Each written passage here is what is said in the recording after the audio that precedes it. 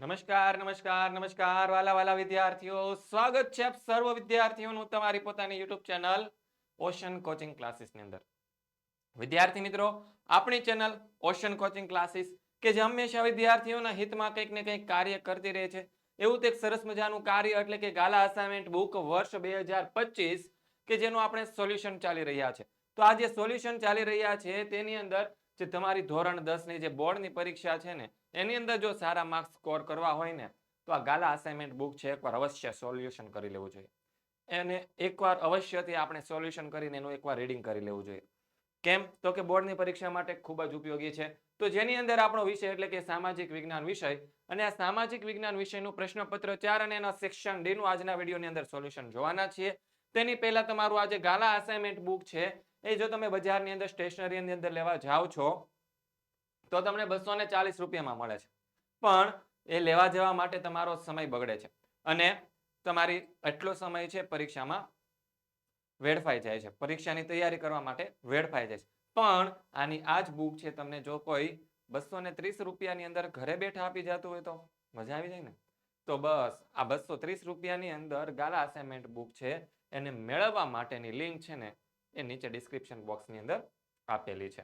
અને જો કોઈ વાતનો ખ્યાલ નથી આવતો તો 70 46 22 22 54 આ કોન્ટેક્ટ નંબર છે.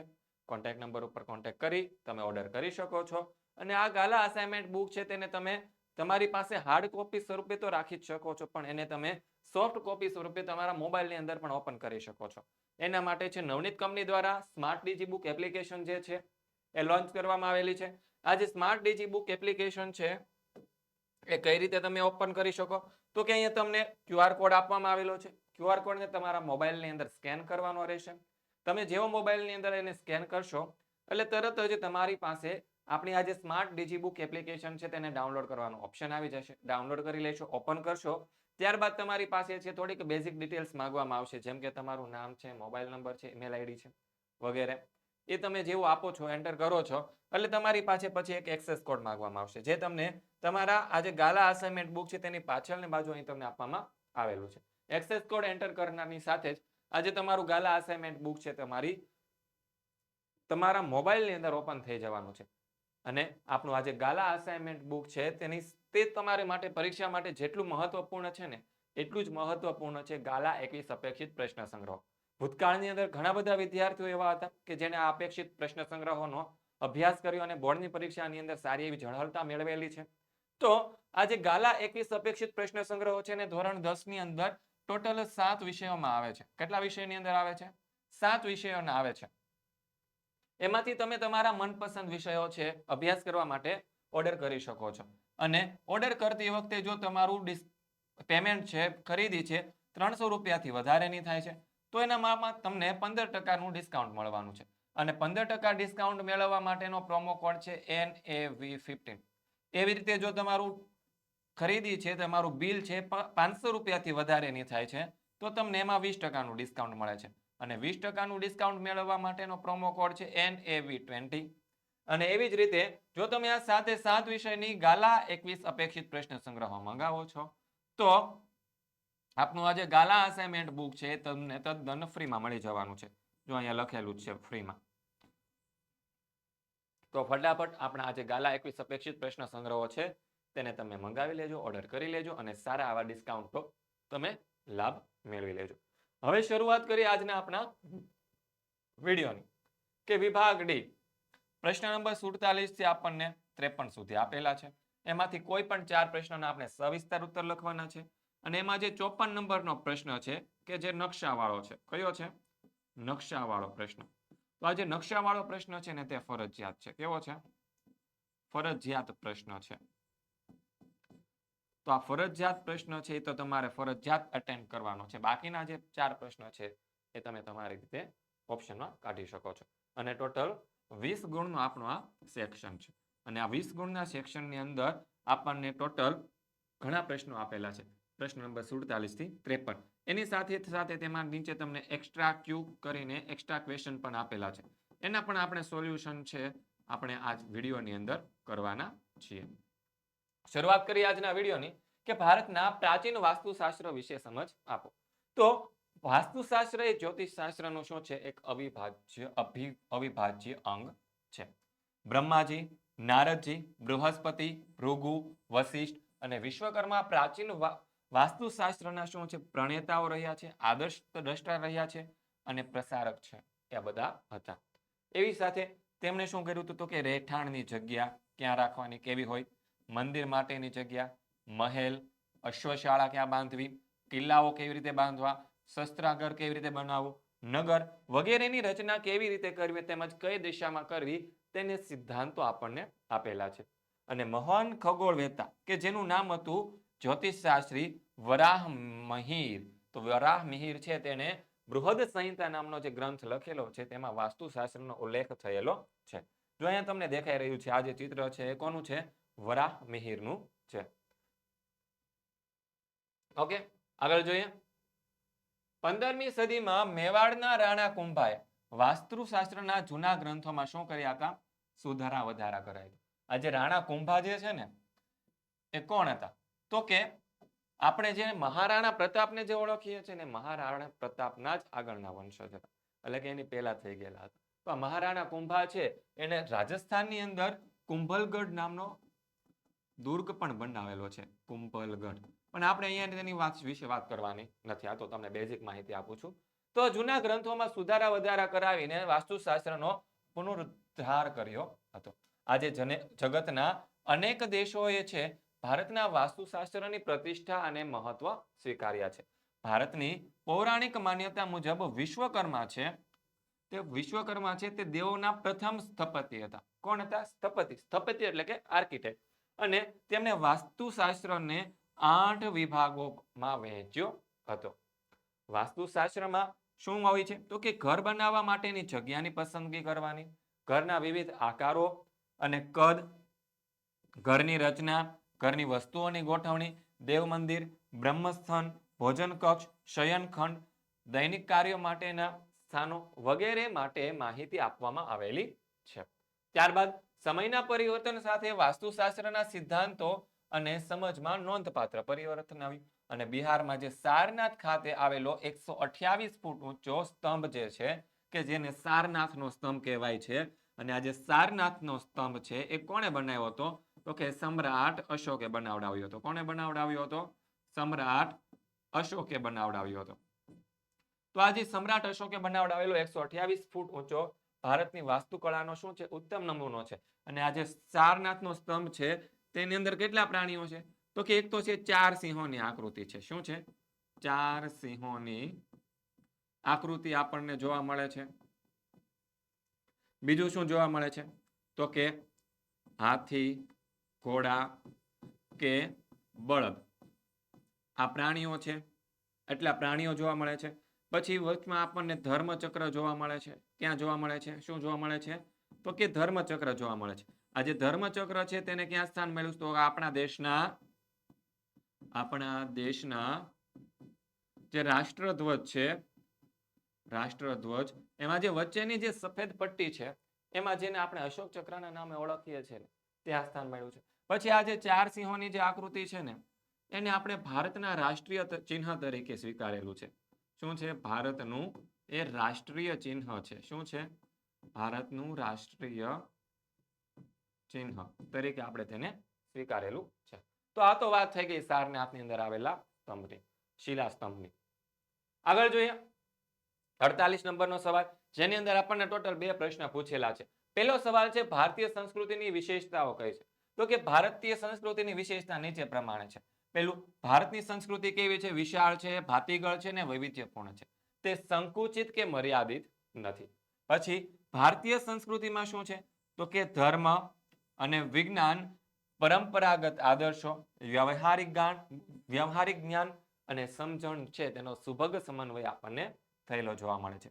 જે ભારતીય સંસ્કૃતિ છે તે ધાર્મિક સહિષ્ણુતા, સમાનતા અને વિશ્વ બંધુતાની ભાવનાના મહાન ગુણો છે એ ધરાવે છે. એવી જ રીતે ભારતમાં દરેક વ્યક્તિના ધર્મ, જીવન પદ્ધતિ અને મૂલ્યોમાં વિવિધતા છે. આમ છતાં દેશના લોકોમાં શું છે? મૂળભૂત રીતે એકતા જળવાઈ રહી છે. અને વિવિધતામાં એકતા એ ભારતીય સંસ્કૃતિનું એક અજોડ અને વિશિષ્ટ લક્ષણ છે એવું આપણે કહી શકીએ. 48માં આપણો બીજો સવાલ છે વિજ્ઞાન અને ટેકનોલોજી એટલે શું? તો જવાબ આવશે વિજ્ઞાન એટલે શું છે? વ્યવસ્થિત જ્ઞાન. અને ટેકનોલોજી એટલે કે વિજ્ઞાનની વ્યાવહારિક ઉપયોગિતા. અને વિજ્ઞાન ટેકનોલોજી ક્ષેત્રે થયેલા સંશોધનોએ વિશ્વના દેશોને એકબીજાની નજીક લાવી દીધા છે. પણ વિશ્વની અંદર જે પણ વૈજ્ઞાનિક સંશોધનો થયા છે, શોધખોળો થઈ છે, તે આશરે છેલ્લા 200 વર્ષની જે વૈજ્ઞાનિક શોધખોળો છે ને, એ દેશ વચ્ચેના આંતરવ્યવહારોને સરળ બનાવ્યો છે. અને તેમણે વિશ્વના જુદા જુદા દેશો વચ્ચે શું કર્યો છે? સહકાર વધાર્યો છે અને નવો અભિગમ પેદા કરેલો છે. અને વિશ્વના રાષ્ટ્રોએ વિશ્વ શાંતિ અને સહઅસ્તિત્વ પ્રત્યે અભિમુખ થયા છે. અને વિજ્ઞાન અને ટેકનોલોજી છે તે માનવીના સર્વાંગી વિકાસની ઘણી તકો ઊભી કરી છે. અને ટેકનોલોજીના સહયોગથી માનવીને શું થઈ છે? ઘણી બધી સફળતાઓ મળેલી છે. આગળ 49નો સવાલ, એની અંદર પહેલો સવાલ શું છે કે જૈવિક ખેતી તરફનું વલણ શા માટે વધી રહ્યું છે? તો શું છે? જૈવિક ખેતીના ઉત્પાદનો કેવા હોય છે? પહેલું તો પોષણયુક્ત ઉત્પાદનો હોય. તેના સ્વાદ કેવો હોય? તો કે તેમાં સ્વાદ, મીઠાશ અને સુગંધ હોય. પછી તેમાં ખનિજ હોય, વિટામિન અને જીવનશક્તિ આપતા તત્વો હોય છે. તેથી જૈવિક ઉત્પાદક ખેત ઉત્પાદનોની માંગ શું છે? ખૂબ જ વધારે છે. પરિણામે ખેડૂતોને તેનું શું થાય છે? માંગ વધારે હોવાથી આર્થિક વળતર વધારે મળે. આથી જૈવિક ખેતી તરફનું વલણ છે એ વધી રહ્યું છે. કોફીના પાકની અનુકૂળતા, તો કે 15 થી 28 અંશ સેલ્સિયસ જેટલું તાપમાન, 150 થી 200 સેમી જેટલો વરસાદ છે, એ કોફીના પાકને અનુકૂળ છે. કોફીના છોડને પહાડ અને ઢોળા ઉપર સૂર્યનો સીધો તડકો ન પડે તેવી રીતે ઝાડની છાયામાં ઉછેરવામાં આવે છે. બસ આ બે જ છે કોફીના પાકની અનુકૂળતાઓ. લખી નાખો, બે માર્ક્સ પાક્કા. પછી ભારતના અર્થતંત્રમાં કૃષિનું યોગદાન વર્ણવો. 50 નંબરનો સવાલ છે કે ભારતના અર્થતંત્રમાં કૃષિ પ્રવૃત્તિનું બહુ મહત્વનું યોગદાન છે, જે નીચે પ્રમાણે છે. તો કે શું છે? કૃષિ પ્રવૃત્તિ છે ભારતના લોકોને શું પૂરું પાડે છે? ખોરાક. દેશની અંદર 60% લોકો રોજગારી છે કૃષિ ક્ષેત્રમાંથી આવે છે. કૃષિ છે દેશના રાષ્ટ્રીય આવકનો 22% જેટલો હિસ્સો આપણને આપે છે. એટલે કે તે ઘરેલું ઉત્પાદન જીડીપીનો લગભગ કેટલા ટકા હિસ્સો ધરાવે છે? 17% હિસ્સો ધરાવે છે. પછી આગળ તે નિકાસ વ્યાપાર માટે શું કરે છે? તો કે નિકાસ વ્યાપાર એટલે કે ભારત દેશમાંથી જે બીજા દેશોમાં મોકલવામાં આવે છે તે ચા, કોફી, કપાસ, શણ, તેજાના, મસાલાઓ, તમાકુ, તેલીબિયા, બટાટા જેવી કૃષિ પેદાશો આપે છે, જેની નિકાસથી વિદેશી હુંડિયામણ શું થાય છે? આપણને પ્રાપ્ત થાય છે. પછી શું છે? તે સુતરાઉ અને શણનું કાપડ આપે છે. ખંડ, કાગળ, તેલ જેવા કૃષિ આધારિત ઉદ્યોગોને તેમજ ખાદ્ય સામગ્રીને લગતા પ્રસંસ્કરણ ઉદ્યોગોનો કાચો માલ છે તે પૂરો પાડે છે. પછી તેની સાથે સાથે શું થાય છે? પશુપાલન કરીને પૂરક આવક મેળવી શકાય છે. અને કૃષિ ઉત્પાદનો છે તે ભારતની અંદર બીજા ક્રમે છે. વિશ્વની અંદર કૃષિ ઉત્પાદનોમાં ભારતનું સ્થાન બીજું છે. 50માં બીજો સવાલ, મકાઈના ઉપયોગો જણાવો. તો ડુંગરાળ પ્રદેશમાં રહેતા લોકોનો મકાઈ છે તેનો ખોરાક તરીકે મુખ્ય ઉપયોગ કરે છે. અને મકાઈની અંદર શું હોય? તો કે સ્ટાર્ચ, તેલ, પ્રોટીન, બાયોફ્યુલ જેવા ઘટકો હોવાથી ઔદ્યોગિક પેદાશોમાં શું થાય છે? તેનો ઉપયોગ થાય છે. આ એનો ઔદ્યોગિક પેદાશોમાં તેનો ઉપયોગ થાય. આ બીજો મુદ્દો. અને મકાઈને છે પશુ આહારમાં, ઘાણી બનાવવામાં અને બીજે ક્યાં ઉપયોગમાં આવે છે? તો કે ખાદ્ય તેલોની અંદર તેનો ઉપયોગ કરવામાં આવે છે. ચાલો 51 નંબરનો સવાલ કે ગરીબી રેખાથી નીચે જીવતા લોકોના સામાન્ય લક્ષણો જણાવો. ખૂબ જ સહેલો પ્રશ્ન છે. ગરીબી કોને કહેવાય? તો કે ગરીબી રેખા હેઠળ જીવતા લોકોના લક્ષણો નીચે પ્રમાણે છે કે જે લોકોને 2 ટંક પૂરતું ભોજન ના મળતું હોય. પછી શું કહે છે? કે જેમને રહેવા માટે પૂરતા પ્રમાણમાં મોકળાશવાળી જગ્યા ન હોય. શું કહે છે? જેમને રહેવા માટે, શેના માટે? રહેવા માટે પૂરતા પ્રમાણમાં મોકળાશવાળી જગ્યા ન મળતી હોય. ગંદા વિસ્તારોમાં રહેવું પડતું હોય. જેમની આવક નિર્ધારિત અપેક્ષિત આવકથી પણ શું હોય છે? ઓછી હોય. પોષણયુક્ત આહાર ન મળતો હોય. પછી શારીરિક રીતે કેવા હોય? તેઓ અશક્ત હોય. ત્યારબાદ આયુષ્ય રાષ્ટ્રીય સરેરાશ આયુષ્યથી કેવું હોય છે? ઓછું હોય. નિરક્ષર હોય. જેઓ સતત અનેક નાના મોટા રોગોથી શું હોય છે? પીડાતા હોય. પછી બાળકોને ભણવાની ઉંમરે શું કરવી પડે છે? મજૂરી કરવી પડે છે. જેમના બાળકોનું મૃત્યુ પ્રમાણ ઊંચું હોય. અને સામાન્ય રીતે ઉપરયુક્ત લક્ષણો ધરાવતા જેટલા પણ લોકો છે તે ગરીબી રેખા નીચે જીવે છે એવું આપણે કહી શકાય. વિદ્યાર્થી મિત્રો, તમારી બોર્ડની પરીક્ષા છે ખૂબ જ નજીક આવી રહી છે. તો આજે બોર્ડની પરીક્ષાની તૈયારી કરવા માટે આપણું ક્લાસીસ એટલે કે ઓશન કોચિંગ ક્લાસીસ છે ને, એ તમારા માટે સરસ મજાનું એક આઈએમપી બેચ લઈને આવી ગઈ છે. શું લઈને આવી ગઈ છે? IMP batch. કે આઈએમપી બેચમાંથી જો તમે તૈયારી કરશો, એની અંદર જોઈન થઈને તૈયારી કરાવવામાં આવશે અહીંયાથી તમને. અને એ પ્રમાણે જો તૈયારી કરો છો તો સામાજિક વિજ્ઞાન વિષયની અંદર તમે ખૂબ જ સારા એવા માર્ક્સ છે એ પ્રાપ્ત કરી શકો છો. તો આઈએમપી બેચ છે તેની અંદર જોડાવા માટે છે તમને અહીંયા કોન્ટેક્ટ નંબર આપેલો છે. તેમાં તમે કોલ કરીને માહિતી મેળવી શકો છો. અને આઈએમપી બેચની પ્રાઇસ છે 399 રૂપિયા રાખેલી છે, પણ હું તમને આપું છું 50% ડિસ્કાઉન્ટ. કેટલાનું? 50% ડિસ્કાઉન્ટ. આથી આ તમને આઈએમપી બેચ છે 199 રૂપિયાની અંદર મળી જશે. જો જોડાવા માંગતા હોય તો જોડાઈ જાજો. ઓકે. અને ફાયદાઓ શું છે? તો કે પ્રકરણ પ્રમાણે આઈએમપી પ્રશ્નોનું રિવિઝન કરાવવામાં આવશે. દરેક ચેપ્ટરના રિવિઝન થશે. 1 થી 23 ચેપ્ટર છે આપણા સામાજિક વિજ્ઞાન વિષયની અંદર. તો 1 થી 23 ચેપ્ટરોનું તમને અહીંથી રિવિઝન મળી જવાનું છે. પછી લાઈવ લેક્ચર સ્વરૂપે તમને એનું રિવિઝન મળવાનું છે. એવું નહીં રેકોર્ડેડ લેક્ચર આપી દે. અને જે લાઈવ લેક્ચર લીધા હશે ને તેના રેકોર્ડેડ લેક્ચર પણ તમને મળી જવાના છે. પછી સરસ મજાના આકર્ષક પ્રેઝન્ટેશન સાથે તમને મળવાનું છે. એટલે કે અહીંયાથી એવી રીતે સમજાવવામાં આવશે આકર્ષક પ્રેઝન્ટેશનથી કે વાત તમારા મગજની અંદર સીધે સીધી ઘૂસી જશે. પછી જે લાઈવ લેક્ચરની અંદર ભણાવ્યું હશે ને એની એ જ પીડીએફ છે તમને વાંચવા માટે મળી જવાની છે. વાંચવા માટે. પછી તમને કોઈ પ્રશ્ન હોય તો એ પ્રશ્નોનું સોલ્યુશન તમને આપવામાં આવશે. વોટ્સઅપની અંદર તમને ગમે ત્યારે પ્રશ્ન થાય તમે પ્રશ્ન પૂછી શકો છો. એનું તમને પૂરેપૂરું માર્ગદર્શન આપવામાં આવશે. અને જે ગયા વર્ષોના પેપર છે તેના સોલ્યુશન તમને અહીંથી મળી જવાના છે. તો ભારતમાં આગળનો પ્રશ્ન, બેરોજગારી ઘટાડવાના કોઈ પણ 4 વિસ્તાર ઉપાયોની સવિસ્તાર ચર્ચા કરો. તો ભારતમાં આર્થિક વિકાસનો દર કેટલા છે? 10% જેટલો ઊંચો રાખીને તે લક્ષ્યાંકને સિદ્ધ કરવા સર્વગ્રાહી પગલાં ભરવા જોઈએ. અને એ માટે શું કરવાનું છે? તો કે જાહેર અને ખાનગી ક્ષેત્રે જે મૂડી રોકાણ છે એને વધારીને રોજગારીની તકો ઊભી કરવી જોઈએ. શું કરવી જોઈએ? રોજગારીની તકો ઊભી કરવી જોઈએ. તો જ આપણા દેશની અંદરથી બેરોજગારી દૂર થશે. પછી ગૃહ ઉદ્યોગ અને કુટીર ઉદ્યોગનો ઝડપથી અને સંતુલિત વિકાસ કરવો જોઈએ. પછી બીજું શું કે છે? શ્રમ પ્રધાન ઉત્પાદન પદ્ધતિ વપરાશી વસ્તુઓનું ઉત્પાદન કરતા જે નાના ઉદ્યોગો છે, ગ્રામ ઉદ્યોગો છે, હુનર ઉદ્યોગો છે વગેરેના વિકાસ ઉપર આપણે ભાર મૂકવો જોઈએ. ત્યારબાદ ગ્રામીણ ક્ષેત્રે ઓછા મૂડી રોકાણ વડે વધારે લોકોને રોજગારી આપી શકાય છે. એવી ખેતી વિષયક પ્રવૃત્તિ અને યોજનાઓને મહત્તમ અમલ કરવો જોઈએ. જેમ કે શું કીધું? તો કે કૃષિ ક્ષેત્રે 1 થી વધુ વખત પાક લઈ શકાય એવી પદ્ધતિઓને વિકસાવવી જોઈએ. નવી જમીન ખેડાણ હેઠળ લાવી દરેક ખેતરને પાણી અને વીજળી પૂરા પાડવા જોઈએ. નાની મોટી સિંચાઈ યોજનાઓ બનાવવી જોઈએ. સડકોનું નિર્માણ કરવું જોઈએ. પશુપાલન, ડેરી ઉદ્યોગ, મત્સ્ય ઉછેર, મરઘા બતકા ઉછેર, વનીકરણ આ બધી પ્રવૃત્તિઓ વિકસાવવી જોઈએ. બાગાયતી અને શાકભાજી તથા ફળોની ખેતીને શું આપવાનું છે? પ્રોત્સાહન આપવું જોઈએ. ત્યારબાદ શું કે છે? કે ગ્રામીણ ક્ષેત્રે લોકોના તંદુરસ્ત વિકાસ સાધવા તેમને પૌષ્ટિક આહાર પહોંચે તેવી વ્યવસ્થા કરવી જોઈએ. પીવા માટેનું ચોખ્ખું પાણી, આરોગ્ય, શિક્ષણ, વીજળી, રસ્તા પૂરા પાડીને તેમજ બેંક, વીમો, ઇન્ટરનેટ, સંદેશા વ્યવહાર, વાહન વ્યવહાર વગેરેની સવલતો છે તે પૂરી પાડવી જોઈએ. જેથી ગ્રામીણ વિસ્તારના લોકો છે તેમના જીવનમાં ગુણાત્મક અને પરિણાત્મક સુધારો લાવી શકાય. પાંચમો મુદ્દો શું છે? કે શિક્ષિત બેરોજગારી અને યુવા બેરોજગારીમાં ઘટાડો કરો અને તેમના કૌશલ્યોનો વિકાસ કરો અને તેમને શિક્ષણને અનુરૂપ છે રોજગારીઓ પૂરી પાડવી. ત્યારબાદ 53 નંબરનો સવાલ, દિવ્યાંગ વિદ્યાર્થીઓને મળતી વિશિષ્ટ સવલતો જણાવો. તો પરીક્ષા ફીમાંથી શું આપવામાં આવે છે? મુક્તિ આપવામાં આવે છે. તેમજ વિષય પસંદગીમાં પણ છૂટછાટ આપવામાં આવે છે. જે દ્રષ્ટિહીન એટલે કે જે અંધ વિદ્યાર્થીઓ છે તેવા ઉમેદવારોને આકૃતિવાળા પ્રશ્નો, કેવા? આકૃતિવાળા પ્રશ્નોમાંથી મુક્તિ આપવામાં આવે છે. પછી જેવી રીતે તમારે ધોરણ 10 ની પરીક્ષા છે તો એની અંદર જે અંધ વિદ્યાર્થીઓ જે હોય એને આકૃતિમાં ન ખ્યાલ આવે, ચિત્રમાં ન ખ્યાલ આવે તો એવા પ્રશ્નો એના માટે નથી. એના માટે અલગ પ્રશ્ન મૂકવામાં આવે છે. તમારું જ્યારે બોર્ડનું પેપર આવશે ને ત્યારે તમારે જોઈ લેવાની છૂટછાટ છે. અથવા તો આપણું આ જે ગાલા અસાઇનમેન્ટ બુક છે ને એની અંદર એવા પ્રશ્નો છે. ગયા વર્ષનું જે પેપર હતું તેની અંદર તમારે જોઈ લેવાની છૂટ છે. ભાષાકીય જોડણીમાં છૂટછાટ આપવામાં આવે છે.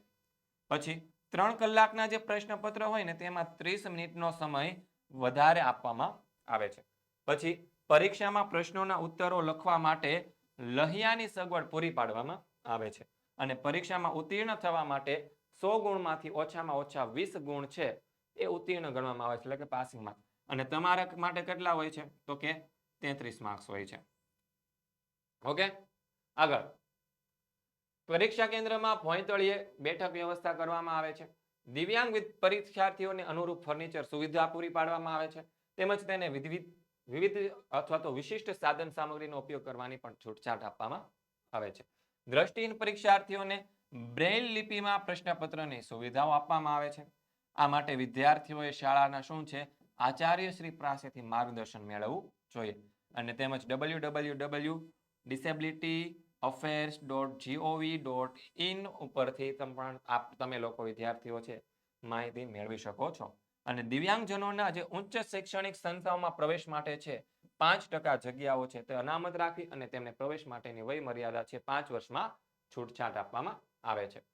ત્યારબાદ એક્સ્ટ્રા ક્વેશ્ચન શું છે કે દિવ્યાંગ વિદ્યાર્થીઓ માટે સરકારે દિવ્યાંગ અધિકાર અધિનિયમ 2016 પ્રસિદ્ધ કરેલો છે. શા માટે? તો જવાબ આવશે કે દિવ્યાંગ બાળકો છે તે સમાજનું અવિભાજ્ય અંગ છે.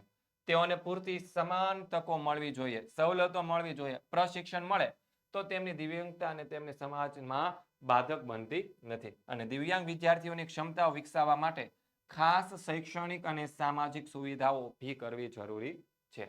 તેઓ માત્ર દિવ્યાંગ હોવાથી પૂર્વગ્રહ પ્રેરિત અન્યાયનો ભોગ ન બને ને તેમજ લઘુમતીઓ છે તેનો અનુભવ ન કરે તે માટે તેનો પ્રોત્સાહન લઘુતાનો અનુભવ ન કરે તે માટે તેનું પ્રોત્સાહન ભર્યું અને તંદુરસ્ત વાતાવરણ છે ને એ પૂરું પાડવું અનિવાર્ય છે. દિવ્યાંગ વિદ્યાર્થીઓ સામાન્ય વિદ્યાર્થીઓની જેમ જ શૈક્ષણિક અને સામાજિક એકરૂપતાનો અનુભવ કરે તો તેમનો વિકાસ અને પ્રગતિ તેઓ કરી શકે છે. ત્યારબાદ દિવ્યાંગ વિદ્યાર્થીઓને જન્મજાત છે ગૌરવ મળે, તેમના પ્રત્યે આદર ભાવ દાખલ કરવામાં આવે તેમજ મૈત્રી ભાવ સાથે તેમને સૌની માફક એક સરખી તકો મળે તો તેઓ નિશંક ઉત્કૃષ્ટ થઈ શકે. દિવ્યાંગ વિદ્યાર્થીઓ સાથે કોઈ પણ પ્રકારનો ભેદભાવ રાખવામાં ન આવે. એટલું જ નહીં, શૈક્ષણિક સંસ્થાઓ અને સાર્વજનિક સ્થળો માટે તેમને વિશિષ્ટ સવલતો પૂરી પાડવામાં આવે તેઓ તે સમાજમાં કેવું સ્થાન પામી શકે છે તો કે સન્માન ભર્યું જીવન જીવી શકે છે. દિવ્યાંગ વિદ્યાર્થીઓ ભવિષ્યમાં નાગરિક બને ત્યારે પોતાના જે વિકાસશીલ શક્તિઓ વડે છે સમાજના દરેક ક્ષેત્રમાં સહભાગીદારી દાખવી અને ગૌરવશીલ બની અને જીવી શકે છે. આમ દિવ્યાંગ વિદ્યાર્થીઓના ઉત્કર્ષ માટે સરકારશ્રીએ દિવ્યાંગજન અધિકાર નિયમ 2016 છે એ પ્રસિદ્ધ કર્યો હતો. 54 નંબરનો પ્રશ્ન છે નકશો છે. અહીંયા દર્શાવેલા જે વસ્તુઓ છે તે તમારે નકશાની અંદર દર્શાવવાની છે. તો જોઈ લઈએ આપણો જવાબ કે જંગલ પ્રકારની જમીનનો એક પ્રદેશ જણાવવાનો છે. તો જુઓ ક્યારે પણ તમારે પરીક્ષાની અંદર નકશો આવે ને ત્યારે તમારે છે ને આવી રીતે એક બોક્સ બનાવી સંજ્ઞા અને સૂચિ છે ને આ બંને વસ્તુ તો ચોક્કસથી લખવાની અને એની અંદર તમે જે નિશાની કરો છો એ લખવાનું છે. તો આપણે જંગલ પ્રકારની જમીનનો એક વિસ્તાર માટે આપણે આ વિસ્તાર પસંદ કરેલો છે. તો અહીંયા આવશે જંગલ પ્રકારની જમીન. પછી વેળાવદર રાષ્ટ્રીય ઉદ્યાન એના માટે ગોળ રાઉન્ડ કરેલું છે. તો અહીંયા આપણે લખી દઈશું વેળાવદર જે ભાવનગરમાં આવે છે. પછી કાન્હા રાષ્ટ્રીય ઉદ્યાન. તો કાન્હા રાષ્ટ્રીય ઉદ્યાન અહીંયા મધ્યપ્રદેશમાં આવશે. તો અહીંયા આપણે લખી દઈશું કાન્હા રાષ્ટ્રીય ઉદ્યાન. પછી ક્ષણ ઉત્પન્ન કરતો એક પ્રદેશ. તો ક્ષણ ઉત્પન્ન કરતો પ્રદેશ છે આપણે અહીંયા પશ્ચિમ બંગાળની અંદર દર્શાવેલો છે. તો અહીંયા આપણે લખી દઈશું ક્ષણ. ઓકે. પછી બાજરી ઉત્પન્ન કરતો પ્રદેશ. બાજરી રાજસ્થાનમાં સૌથી વધારે પાકે છે. તો અહીંયા આપણે બાજરી લખ્યું. ત્યારબાદ શું છે રેલવે એન્જિન બનાવવાનું ઉદ્યોગનું એક કેન્દ્ર ચિત્તરંજન અથવા તો વારાણસી. તો વારાણસી આવશે તે અહીંયા આવશે ઉત્તર પ્રદેશમાં. તો વારાણસી અને અહીંયા અથવા તો બીજું કયું કીધું છે ચિત્તરંજન. તો અહીંયા આવશે ચિત્તરંજન. ઓકે. પછી રાસાયણિક ખાતર ઉદ્યોગનું કેન્દ્ર સિંદરી. તો સિંદરી જે છે અહીંયા આવે છે. તો અહીંયા આપણે દર્શાવીશું સિંદરી. આ રીતે સરસ મજાનો તમારો નકશો છે મેં તમને તૈયાર કરીને આપેલો છે. તો આ હતું તમારું સરસ મજાનું ગાલા અસાઇનમેન્ટ અને તમારે જે ગાલા અસાઇનમેન્ટ બુક જે સોલ્યુશન કર્યું છે એના વોટ્સઅપ ગ્રુપની અંદર જોડાવું. સામાજિક વિજ્ઞાનના જે બીજા નવા વિડીયો આવવાના છે તમારી પરીક્ષા માટે મહત્વપૂર્ણ થવાના છે જે તમારા યુટ્યુબની અંદર આવવાના છે.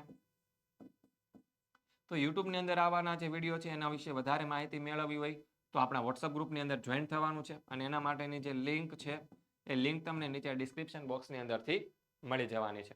તો ફટાફટ આપણે આ જે વોટ્સઅપ ગ્રુપ છે તેની અંદર જોડાઈ જાજો અને કોર્સને લગતી માહિતી કે જે મેં આગળ વાત કરી હતી કયો કોર્સ તો કે આઈએમપી બેચ વાળો કોર્સ. તો આઈએમપી બેચ વાળા કોર્સની અંદર જોઈન થવું હોય એને લગતી માહિતી મેળવવી હોય તો કોન્ટેક્ટ નંબર આપેલો છે અને એક માહિતી હું તમને આપી દઉં કે 399 રૂપિયાનો જે કોર્સ છે એ તમને માત્ર 199 રૂપિયા એટલે કે 50% ડિસ્કાઉન્ટમાં મળી જવાનો છે. તો ફટાફટ આપણો આજે સામાજિક વિજ્ઞાન વિષયનો જે કોર્સ છે તેની અંદર જોઈન થઈ જાજો. આવા જ એક નવા વિડીયો સોલ્યુશન સાથે એટલે પ્રશ્નપત્ર 5 ના સેક્શન એ સાથે આપણે ફરી મળીએ છીએ. ત્યાં સુધી દરેક વિદ્યાર્થી મિત્રોને જય હિન્દ, જય ભારત, જય જય ગરવી ગુજરાત.